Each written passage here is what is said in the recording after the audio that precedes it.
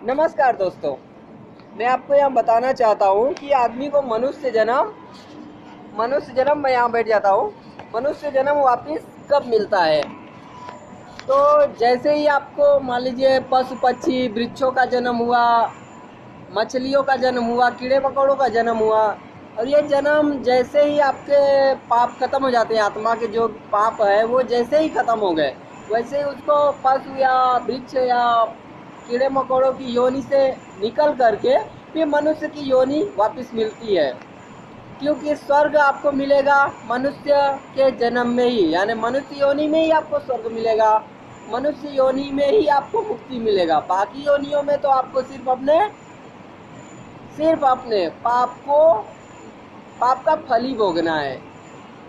ठीक है, तो पाप का फल भोगने के बाद वापिस आपको मनुष्य जीवन, यह सोच रहे होंगे, बहुत लोगों के मन में यह ख्याल आता होगा कि मनुष्य जीवन कौन से योनि के बाद वापिस मनुष्य जीवन मिलता है। तो मनुष्य जीवन पाने के लिए आपको जैसे ही आपका पाप, जैसे पाप मान लीजिए कोई सांप के योनि में आप हो और आपका पाप उसी योनि में समाप्त हो जाता है, जो भी कष्ट मिलता है पाप आपके खत्म हो जाते हैं, तो आपको वापस मनुष्य जीवन मिलेगा। या फिर घोड़े गधे हाथी के में अगर आपका पाप खत्म होता है तो वापस आपको मनुष्य जीवन मिलेगा।